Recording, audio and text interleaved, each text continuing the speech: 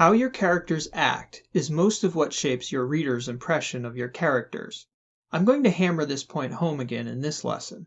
In a superficial way, we covered how characters' actions implicitly shape that impression. Think Lawrence putting out matches with his fingers. And we did say a few words about what such an action might say about Lawrence.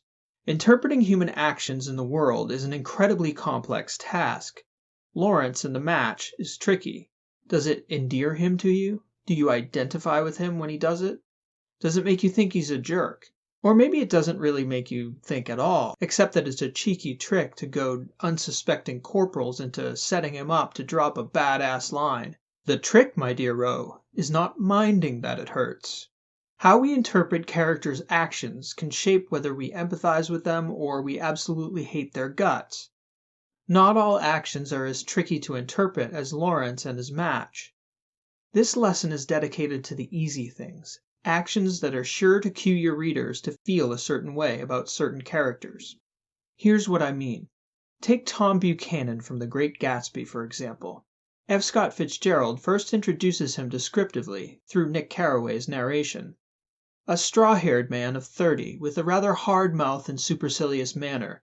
2 shining, arrogant eyes had established dominance over his face and gave him the appearance of always leaning aggressively forward. His speaking voice, a gruff, husky tenor, added to the impression of fractiousness he conveyed. There was a touch of paternal contempt in it, even toward the people he liked. And there were men at New Haven who had hated his guts. Such a passage reminds me of a question Doc Holliday asks his paramour in the film Tombstone regarding Johnny Ringo. "What do you think, darling? Should I hate him?" Yes, reader, you should hate him. And if that wasn't obvious enough for you, he's portrayed in the following scene as rude, dismissive, and condescending to his wife and Nick, and in case you hadn't gotten the hint after that, Fitzgerald makes sure you know it by making him a literal champion of white supremacy 5 pages later. Even by 1920s standards, Tom Buchanan is leading off in the all-star game of total assholes. And that's before he slaps his mistress in the face so hard he breaks her nose. There's not a lot of gray area here if you're not a psychopath. A character like Tom Buchanan is designed to be loathed. If that was Fitzgerald's goal, then he succeeded by any measure. So how can you get your reader to hate a character if you want to? Have him kick a dog, for starters. I'm serious. I know this lesson may seem a bit cynical, like there should be some more artistic means to achieve such an end. Well, I'm sorry, but no, that is the art. If you want your reader to hate your character, he's going to need to kick that dog. And for good measure, make it a hungry dog with 3 legs and sad eyes. Have the poor dog yelp and whimper as she hobbles away. Now I'm sad.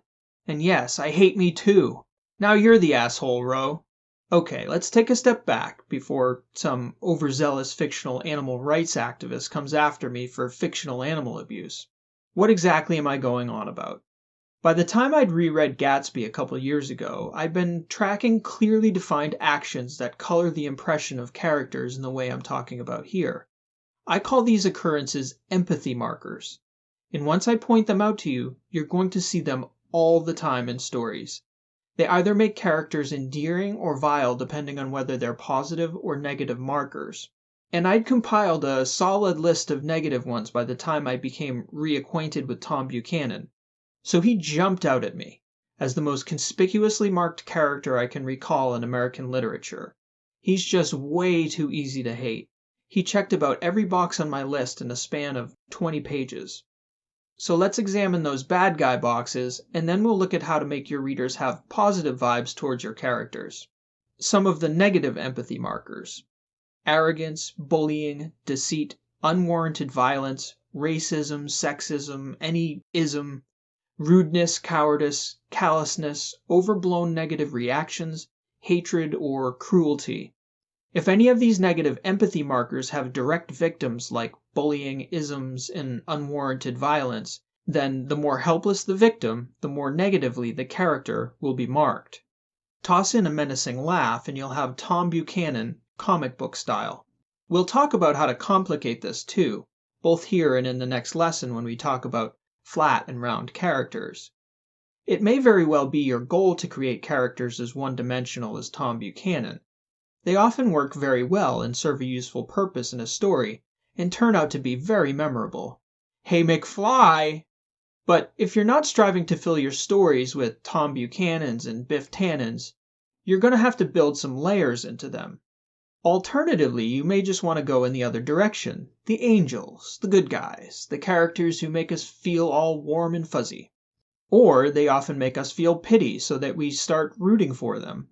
I was recently watching one of the new Planet of the Apes movies, and there's a scene where the apes are running around the mountains in the dead of winter with this little blonde human girl who is completely defenseless and cute. And the biggest, baddest, meanest looking gorilla walks up to her, and of course she's terrified. And this gorilla picks a pink blossom from a tree, never mind what the tree was doing blossoming in the middle of winter, and he places it delicately in her pretty blonde hair. Aww. I knew that gorilla was toast. He'd been marked as the sympathetic tough guy, and predictably he bit it in the next battle. And even though I saw it coming from a mile away, I still felt sad for the big lug. As humans, social animals that we are, this kind of empathy is deeply embedded in our psyche. People can't just switch it off. So a simple action of kindness or courage can similarly mark your characters as the ones to root for while they're still kicking, and the ones to mourn when they're gone. Here are some positive empathy markers. Compassion toward animals or other vulnerable figures, fighting for the defenseless, love of the downtrodden, loneliness, innocence, vulnerability, unrequited love, teasing a lover, courage in the face of overwhelming odds, determination, generosity, self-sacrifice. Again, this might seem cynical or even overly simplistic, but you will see these empathy markers over and over again across the entire range of fictional stories, from summer blockbusters to timeless literary classics. Here's poor, friendless Jane Eyre, recounting the shame of being singled out for punishment as she arrived at her school for poor, unwanted little orphan girls. There was I, then, mounted aloft, I, who had said I could not bear the shame of standing on my natural feet in the middle of the room, was now exposed to a general view on a pedestal of infamy.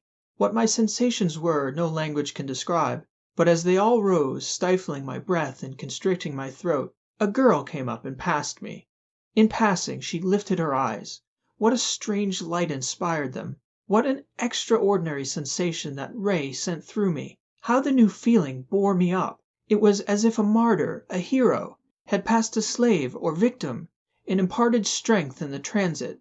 I mastered the rising hysteria, lifted up my head, and took a firm stand on the stool.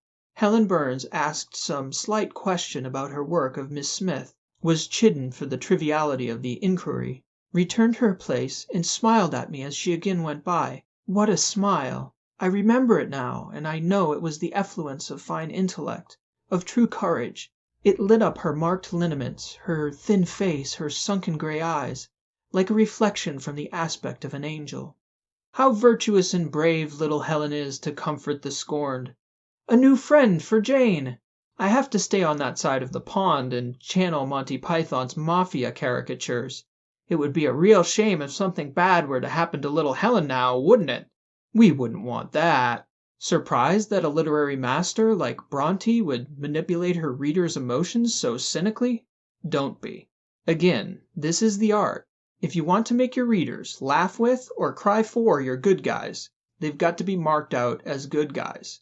An act of kindness in a time of need, or even a tiny glint of compassion from the toughest hombre in the pueblo, will let your reader know there's something there worth caring about. That's the nuts and bolts of empathy markers. But I have a bit more to say about the application of them.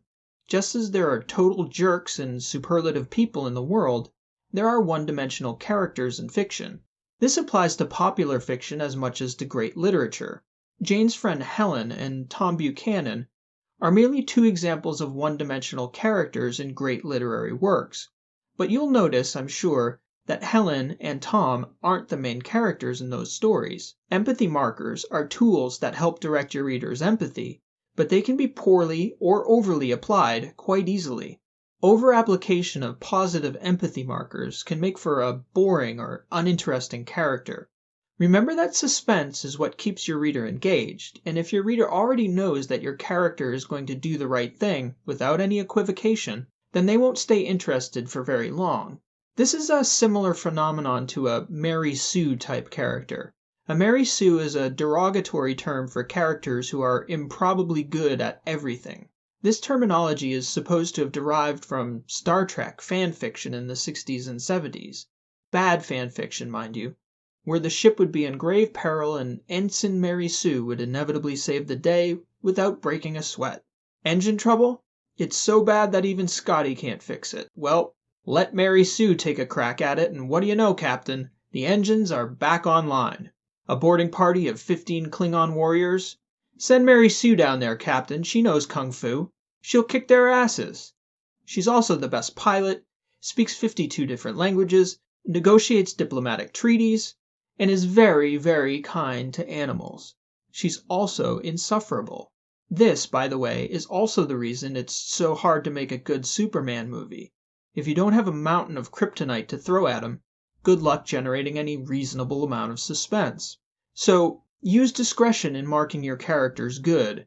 The same can be said of cartoonishly evil villains. Emperor Nero may have looked supremely awful playing his lyre while Rome burned to the ground, but he probably seemed like a decent guy playing his lyre on a warm spring day in the garden. Even the worst psychopaths have a touch of humanity in them. Far more satisfying than Mary Sue's are the Han Solos of the fictional world. When the audience first meets Han, he's cocky, arrogant, selfish, and greedy. He has one motivation, money, and short of that, Han's not lifting a finger for you. But that's only because he doesn't know you yet. He'd take a blaster bolt to the heart for Chewbacca in a second. The more the audience gets to know the guy, the more it becomes obvious that there's a decent person underneath his cocky exterior. He's loyal, courageous, and when it comes down to it, he will put his ass on the line for his friends at the moments it counts most. This is the flawed hero, and flawed heroes are far more satisfying than Mary Sue's. There's suspense embedded in the question of whether they can overcome their demons to do what needs to be done. They're vulnerable, and there's a reasonable chance they'll let you down. We expect the righteous, virtuous, and brave to come through, but the flawed hero defies our expectations in the most satisfying way. You didn't know that they had it in them. Similarly, seeing a virtuous hero failing to overcome their fears or demons can shock and satisfy in the opposite way. So use your empathy markers judiciously and wisely. Make that grumpy old man pick up a stray kitten, and give that vicious politician a soft spot for his cute little niece. This lesson may seem a cynical and superficial way to talk about evoking genuine emotion in your readers, but it does serve the purpose. The topic is, of course, far more complex than this superficial discussion can show. However, the discussion needs to be superficial in order to elucidate the concept reductively. But the general idea holds true in both popular genre fiction and in the most literary works. I haven't said much about the difference between genre fiction and literary fiction, so here's as good a place as any. Like all categories, the border between the literary and the popular is not a hard line. This is a damn porous border if you ask me. There are obvious examples of extremely literary works that adopt the conventions of a genre, and there are certainly works of quote-unquote genre fiction that have the quality of literariness about them. There have, in fact, been court cases that attempted to hash out similar questions as a consequence of various censorious government entities attempting to ban books and films they deemed obscene. Perhaps one of the most famous First Amendment cases in American judicial history hinged on the question of defining obscenity as opposed to art. Jacobellis v. Ohio in 1964 concerned the rights of a movie theater owner to show a film deemed obscene by the state of Ohio. In the Supreme Court's ruling, which exonerated Mr. Jacobellis, Justice Potter Stewart wrote one of the more widely circulated opinions ever offered on pornography. He wrote, "I shall not today attempt to further define the kinds of material I understand to be embraced within that shorthand description, pornography, and perhaps I could never succeed in intelligibly doing so, but I know it when I see it, and the motion picture involved in this case is not that." Stewart's decision came 4 years after another famous literary censorship case was brought and tried in England, following the passage of Britain's Obscene Publications Act of 1959. In 1960, prosecutors took Penguin Books to trial for publishing D.H. Lawrence's steamy novel, Lady Chatterley's Lover. At the trial, literary heavyweights Raymond Williams, Dame Helen Gardner, and E.M. Forster were all called to testify about what constituted literary value or merit. None could define literary merit much better than Justice Stewart. I know it when I see it. Now, I'd like to believe I could do a little better than what came to be known as the eye test. But here we are again wrestling with the problem of defining categories and the porousness of their borders. I tend to think that our definition of stories can help in this regard. I think it lies in the difference between entertains and instructs or explores the nature of the human condition. A good example of this would be a genre romance, where the selling point and the very purpose of the book is to provide the reader situations portraying steamy simulations of sex. This is entertainment and still meets with our definition of good fiction when it's entertaining in the way it intends. But there are also many literary works whose primary plot element is also sex, whether it's a love affair, a budding romance, or even a memorable one-night stand that makes a character question everything they thought they knew about love. The difference, as I see it, is what makes these stories literary and not genre fiction is that the story isn't about the sex itself in the way a genre romance is. It is far more concerned with the deeper emotions and baggage that go along with the sex portrayed in the story. In other words, it's exploring the nature of the human condition through sex. The sex isn't really the point. The same could be said with a popular action or thriller story, and a literary story filled with intense action sequences. I think that's part of the story. Also, perhaps one of the elements that is most conspicuously absent from modern literary fiction is the presence of pure heroes and villains. This also pertains to our next lesson as well, but I offer it here to put a cap on our discussion of empathy markers. Literary characters don't generally play a clearly defined hero or villain role. Their stories are far more complex. They usually bear markers from both the good and the bad pile. Heroic dog kickers, you might say. Or perhaps villainous dog lovers would be a friendlier way of framing it. And sometimes main characters might not be marked at all. In any case, I offer these empathy markers as a framework for thinking about how you'd like your readers to perceive your characters.